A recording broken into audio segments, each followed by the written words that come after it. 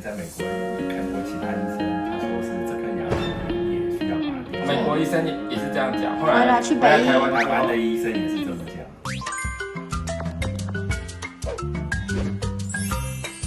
牙药宝找三宝。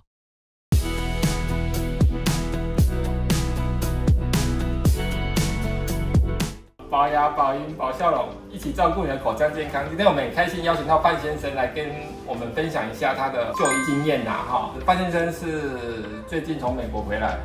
就是为了左下有一颗牙齿长脓包，后来去北医就诊，那时候那个医生就说那一颗牙齿有可能手术，有可能要需要手术，对，就是手术就是把它打开来看一下有没有牙齿有没有裂掉，我们是觉得比较奇怪啦，因为有些医生还是照着传统的做法在做我们现在很多比较新的设备电脑断层这些东西，先在手术前有没有需要做这个手术之前，我们就先拍电脑断层，确定有需要就好像医生开刀，总不能说我们开了之后再来决定这个器官要不要拿掉，这很奇怪了哈。就像我们去开肾脏我们医生不会说我们打开来看一看，然后没事就把它缝起来哈。这个观念比较奇怪了哈。范先生是怎么找到我们的？因为之前在回台湾之前，在美国有看过其他医生，他说是这颗牙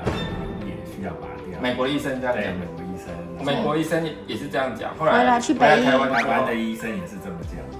家庭那个普通牙医。普通牙医，后来去北医也是这样的。北医的话，他就说要打开来看看，没有裂的话才可以继续治疗。打开来看看哈。事实上，我们现在有很多就是电脑断层或者是临床诊断因为有裂的症状就是我们牙周探针那时候有测试牙齿下不去，我们初步判断是没有裂所以建议范医生做显微根管去做治疗这样子当然我们做完一次之后，这样内侧的脓包就消了，零拔牙救援成功。第一次做完脓包就消了，对不对？对，对啊，事实上找到原因我们电脑断层判定根管里面没有清干净，不是裂掉的问题啦因为有些医生就喜欢把它打开来因为手术的时候你也看不到医生也不一定能确定就是打开来就是说病人就跟病人说就是裂了，反正都上麻药了，就一不做二不休就把它拔掉了现在假牙装上去使用状况都 OK， 对不对？对，都很好。后来就是根管治疗发炎的部分，我们把它显微根管把它清干净之后又重新做一个新的假牙，对，你就可以在范先生预期的时间之内回去要回美国了。对。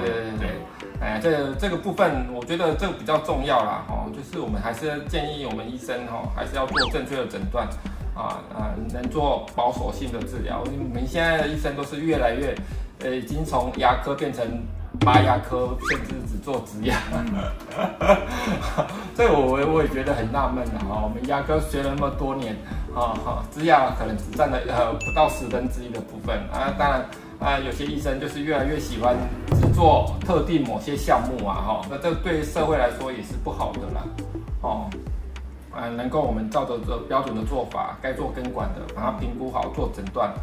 就是把它清干净。事实上很多牙齿都能如我们预期的保留下来那诊断还是最重要而不是来了就拔牙植牙，拔牙植牙是在美国也是这样嘛？美国现在的环境是怎样？在美国因为我的那个医生跟我说要拔牙，所以我才想说再回来台湾来看看，就找到吴医师可以保留牙齿。对，但我们不知道这个牙齿使用之后会能够再用多久当然我们会尽我们最大的努力去做了当然只要不是裂，事实上那我们就把它清干净。事实上就如我们预期，把它清干净之后脓包就消了如果是裂的话是不可能会消啦对，所以真的不是在显微镜下也不是这样子有裂痕什么都没有所以有些医生就会直接就会铁口直言就说这是裂的，反正发炎的就说裂了就是要拔没有经过正确的诊断